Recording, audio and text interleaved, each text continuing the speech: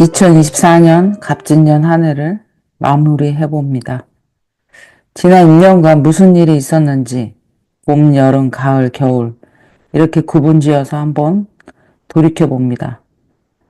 과거를 되짚어 보는 것은 앞으로 올 시간을 위한 첫걸음이며 다시 오지 못할 시간에 대한 그리움의 손짓이라고 하겠습니다. 다시 오지 못하는 시간에 대한 미련은 중년이 넘어서면서 더욱 짙게 간절해집니다. 20대와 30대, 그리고 40대 초반까지만 해도 시간이 아깝다는 생각이 이토록 간절하고 절박하지는 않았던 것 같습니다. 그 이유는 한 가지입니다. 앞으로 살아갈 날이 얼마 남지 않았다는 것이 실감나는 나이이기 때문이죠. 이토록 찬란한 계절의 변화를 하루하루 소중하게 여기게 되고 저녁마다 저물어 사라지는 태양빛이 그렇게 아쉬울 수가 없습니다. 그리고 아침이 밝아오며 세상을 비추는 태양의 찬연한 빛을 놓칠세라 밖으로 나가기 바쁩니다. 중년의 아줌마 아저씨들이 봄과 가을에 그렇게 사납게 버스를 타고 어디론가 달려가는 것에 이런 간절한 심장이 있다는 것을 젊은 사람들이 이해하면 좋겠네요. 20대에 결코 짐작할 수 없는 감정과 경험이 40대, 50대, 60대의 사람들에게 있습니다. 꼰대라고 놀리기 전에 그들이 살아온 세월의 경험치가 얼마나 될지 한번 생각해 보는 것도 좋을 것 같습니다. 그리고 그들의 경험에서 배울 것들이 있으면 망설이지 말고 묻고 조언을 구하면 좋겠다는 생각입니다. 구세대가 후세대에게 줄 수 있는 가장 귀하고 값으로 매길 수 없는 유산은 돈과 같은 물질이 아니고 경험과 스토리이며 덧붙여서 한 개인의 고급진 취향과 문화까지 건넬 수 있으면 정말 좋겠다는 생각입니다. 그것을 가장 잘 해야 하는 입장에 있는 사람들은 부모입니다. 부모가 그 역할을 해주지 못하면 다른 배울 만한 어른에게서라도 꼭 그 말들을 들어야 할 것 같습니다. 이렇게 살면 좋겠다라는 말, 너는 이런 사람인 것 같으니 이런 걸 하면 어떻겠니? 상황이 이러하니 이런 행동과 말은 지금 하지 않는 것이 좋겠다 하는 여러 가지 말들이 있겠죠. 돈이라는 물질은 값을 매길 수 있지만 말과 문화의 유산은 평생 가슴 깊이 새겨지는 것이고 그 뒤에 자식들에게까지 전해지는 것입니다. 사람은 사라지지만 책, 영상 등과 같은 기록물들은 영원하죠. 명리에서 이런 것을 담당하는 인자가 인성, 그 중에서도 정인입니다. 기록하고 정리하고 엑기스를 뽑아내서 후대에 길이 남길 유산과 유물을 만들어 놓죠. 학자의 모습이기도 합니다. 그래서 저는 과거를 반추해보는 일을 자주 합니다. 그때 무슨 일이 있었는지, 그 일은 왜 벌어진 것인지, 앞으로 그런 일이 반복되거나 반복되지 않으려면 어떻게 해야 하는지. 이런 디테일을 생각해 보는 것은 누구에게나 필요하다는 생각입니다. 과거를 딛지 않고 일어서는 미래는 없으니까요. 갑진년 연초부터 저는 이사 생각에 몰두했었죠.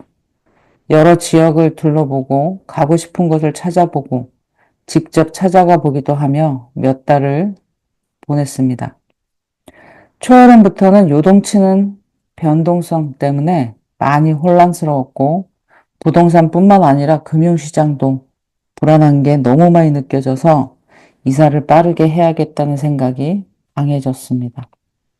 겉으로 보기에 부동산 시장은 최고가를 달리며 화랑인 것처럼 보였지만 엄청난 가계부채와 국가부채, 주식시장 불안 등을 포함해서 그 밑에 부글부글 끓고 있는 터지기 직전의 용암 같은 것이 느껴지는 불안과 초조함의 시간들이 갑진년 여름이었습니다. 가을로 들어서서 대규모 대출 규제가 일어나고 혼란의 카오스 문이 열렸죠. 그 문이 딸깍하고 열리기 전에 마지막 통과자 같이 저의 집은 매매가 되었지만 대출과 관련된 부정적인 여파를 저도 피해갈 수는 없었습니다. 병화에게 2024년 갑진년은 편인의 문서운이고 식신의 한 해입니다. 도식이라는 현상이 발생되는 한 해로서 쉬어간다, 일을 안 한다, 일이 없다 등의 의미입니다.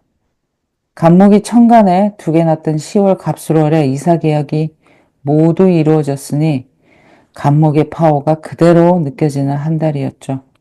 11월 의뢰월을 지나 12월 대설이 되기 전에 이사를 해야 하니 다행이라는 생각입니다.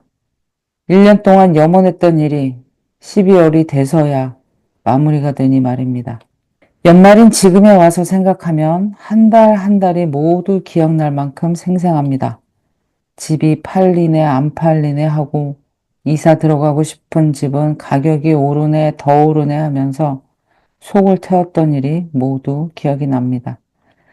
상급지가 아니라 하급지로 가면서 말이죠. 이제 본격적인 내려놓기가 시작됐나 싶습니다. 나이가 들수록 마음도 짐도 덜고 또 덜어야 하는 것 같습니다. 마음의 중화와 중용만큼 이 세상에서 중요한 것은 없습니다. 마음의 평화는 그 무엇과도 바꿀 수 없고 오직 그것만을 보고서 하루하루를 보낼 수 있다면 편안한 노후를 맞을 수 있지 않을까 싶습니다. 마음의 평화를 위협하는 가장 두려운 걸림돌은 욕심이라는 것을 많은 사람들이 아시면 좋겠습니다. 돈 욕심, 자식 욕심, 배우자 욕심, 더 많은 것을 채우려다 오히려 비우게 됩니다. 그제서야 그것을 왜 지키지 못했나 하며 후회와 미련으로 가슴에 깊은 상처를 안고 살아가기도 하죠. 그때 당시에는 모릅니다. 자신이 욕심부리고 있다는 것을요. 남들 따라 하다 보니 그렇게 됐다. 혹은 어쩌다 보니 그렇게 됐다라고 하겠죠. 하지만 깊은 곳을 헤집어 보면 그 근원은 욕심과 과욕으로 귀결됩니다. 2024년 굴곡도 많고 변동도 불안도 많았던 한 달 한 달을 뒤돌아보면서 나는 무엇을 했고 어떻게 했고 무엇이 기쁜 일이었고 무엇이 미련이 남은 일이었는지 한번 생각해 보시는 시간이 있으면 좋겠습니다. 모두의 마음의 평화를 기원하겠습니다. 여러분의 소소한 응원을 부탁드립니다.